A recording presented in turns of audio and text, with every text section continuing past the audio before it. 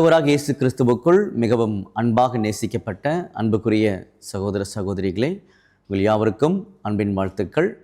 விசேஷ விதமாக மார்ஸ் மேடை என்கிற நிகழ்ச்சியின் மூலமாக ஆண்டவருடைய உண்மைகளை தெரிஞ்சிட்ருக்கிறோம். அந்த வகையில் இன்றைக்கி நம்ம பார்க்கக்கூடிய ஒரு உண்மையின் தலைப்பானது அருவருப்பான ஜெபம் அப்படின்ற தலைப்பின் கீழாக சில காரியங்களை குறித்து நாம் தியானிக்கப் போகின்றோம். அன்புக்குரிய சகோதர சகோதரிகளே, நம்ம எல்லாருக்கும் நல்லாவே தெரியும், ஜெபம் என்பது வாழ்க்கையில் விசேஷமான ஒரு காரியம். நம்முடைய தேவனுக்கும் நமக்கும் இடையில் இருக்கக்கூடிய ஒரு அருமையான தொடர்பை உறுதிப்படுத்தக்கூடிய ஒரு காரியம்தான் ஜெபம் என்பது. அந்த ஜெபத்தில் பல்வேறு வகைகள் இருக்கின்றது நமக்கு தெரியும். சில பேர் ஜெபிக்கிறது நன்றி சொல்வதற்காக இருக்கலாம், சில பேர் தங்களுடைய வேண்டுதல்களை சொல்வதற்காக இருக்கலாம்.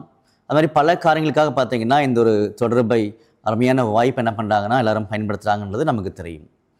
அதே மாதிரி வேதாமத்தில் விசேஷமான ஜெபங்கள் பார்த்திங்கன்னா நிறைய இருக்குன்னு நமக்கு தெரியும். ஆபிரகாம் அவருடைய ஜெபமானது, அன்னாள் அவருடைய ஜெபமானது, நம்முடைய ஆண்டவர் இயேசு கிறிஸ்துவுடைய ஜெபமானது, தாவீது ராஜா, சாலமன் ராஜா, இப்படி நிறைய விசேஷமான ஜெபங்களும் வேதாமத்தில் காமிக்கப்பட்டிருக்கின்றது நமக்கு தெரியும். ஆனால் இப்போ நம்ம பார்க்கக்கூடிய இந்த ஒரு உண்மையில் ஒரே ஒரு முக்கியமான காரியம் பார்த்திங்கன்னா ரொம்ப ஆச்சரியமான வகையில் நமக்கு காமிக்கப்பட்டிருக்குது. அதை கூர்ந்து கவனிக்க வேண்டிய அவசியத்துக்குள்ளாக நம்ம எல்லாரும் இருக்கிறோம், சரிங்களா? அப்போது அருவருப்பான ஜெபம் அப்படின்றது தான் இந்த உண்மையினுடைய தலைப்பாக நம்ம வச்சுருக்கோம்னு சொல்லி கவனிக்கிறோம். எதனால் அப்படின்னு சொல்லி பார்க்கும் பொழுது பாருங்கள், நீதிமொழிகளில் 28ஆம் அதிகாரத்தில் 9ஆம் வசனம் வாசிக்கும்போது, வேதத்தை கேளாதபடி தன் செவியை விளக்கினுடைய ஜெபமும் அருவருப்பானது. அப்போது வேதத்தை கேளாதபடிக்கு தன்னுடைய செவியை விளக்குறாங்க பார்த்தீங்களா, அவங்களுடைய ஜெபமும் அருவருப்பானது அப்படின்னு சொல்லி காமிக்கப்பட்டிருக்குது. அப்போ இந்த இடத்துல நாம் தெரிஞ்சுக்க வேண்டிய ரொம்ப ரொம்ப முக்கியமான ஒரு காரியமானது, ஜெபம் என்பது ஒருத்தருடைய தேவைகளையோ உணர்வுகளையோ இருதயத்தையோ மட்டும் சார்ந்தது கிடையவே கிடையாது அப்படின்ற முக்கியமான ஒரு உண்மையை இந்த இடத்துல பதிவு செய்கிறார். அப்போ ஜெபம் என்பது எதை அடிப்படையாக சார்ந்தது அப்படின்னு சொல்லி கவனிக்கும் பொழுது வேதத்தை சார்ந்தது.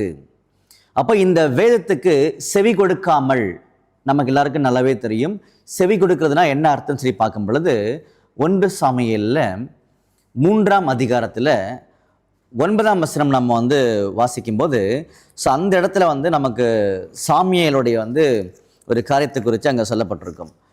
அப்போ அவருக்கு அந்த விஷயம் சொல்லப்பட்டது என்னன்னு சொல்லி கவனிக்கும் பொழுது அந்த வசனம் வாசிக்கலாம் பாருங்கள். 1 சாமுவேலில் 3ஆம் அதிகாரத்தில் 9ஆம் வசனம்.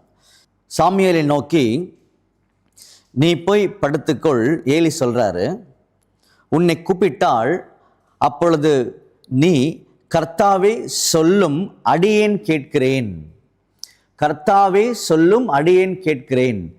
இந்த இடத்துல நல்லா புரிந்து கொள்ளலாம், கர்த்தாவே சொல்லும் அடியேன் கேட்கிறேன். அப்போது வேத வாக்கியங்களில் நம்முடைய தேவனாகிய கர்த்தருடைய அந்த இருதயமானது பதிவு செய்யப்பட்டிருக்கிறது.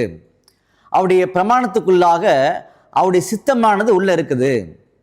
அப்போ இந்த இடத்துல சாமுவேல் என்ன செய்யணுன்றதை அங்கே ஏலி சொல்லி கொடுத்தார். ஒருவேளை நெக்ஸ்ட் டைம் கூப்பிட்டார் அப்படின்னா நீங்கள் சொல்லுங்கள், இந்த மாதிரி கர்த்தாவே சொல்லும் அடியேன் கேட்கிறேன், கீழ்ப்படுகிறேன் அப்படின்னு அர்த்தம். அந்த மாதிரி வேதத்தை கேளாதபடிக்கு தன்னுடைய செவியை யார் யாரெல்லாம் விளக்குறாங்களோ அவருடைய ஜெபம் அருவருப்பானது. அப்போ என்ன புரிஞ்சுக்கிட்டோன்னு சொல்லி பார்க்கும் பொழுது 2 முக்கியமான காரியங்கள் இருக்குது. ஒன்று இந்த வேதத்தை கட்டாயமாக வாசிக்கணும், புரிந்து கொள்ள வேண்டும் அப்படின்றது முதல்ல, சரிங்களா? அப்படி செய்யும் பொழுது அதற்கு கீழ்ப்படிய வேண்டும். அப்போ அப்படி யார் யாரெல்லாம் செய்யலையோ, வேதத்தை வாசித்து அதில் வெளிப்படக்கூடிய தேவனுடைய சித்தத்துக்கு யார் யாரெல்லாம் கீழ்ப்படியலையோ அவருடைய ஜெபமும் அருவருப்பாக இருக்கும் அப்படின்ற ஒரு காரியங்களை இங்கே சொல்கிறார். அப்போது இந்த இடத்துல நம்ம பார்த்த ஒரு காரியமானது, ஜெபம் என்பது அடிப்படையாக வேதத்தோடு தொடர்பு கொண்டது அல்லாமல் ஒருத்தருடைய உணர்வுகளையோ தேவைகளையோ மற்ற காரியங்களையோ சார்ந்து அது வராது. அப்போ முதல்ல வேதம். அப்போ இங்கே என்ன சொல்லுதோ அதை நம்ம வாசித்து தியானித்து அந்த வார்த்தைகளுக்கு செவி கொடுக்கும் பொழுது அந்த ஜெபமானது கேட்கப்படும்ன்றத சொல்லப்பட்டிருக்கின்றதை நம்ம கவனிக்கிறோம். பாருங்க, நீதிமொழிகளில் 15ஆம் அதிகாரத்தில் 8ஆம் வசனம் வாசிக்கும் போது அந்த இடத்துல இந்த காரியங்களை குறித்து இன்னும் சிறப்பாக நம்மளால் புரிஞ்சுக்க முடியும்னு சொல்லி பார்க்குறோம்.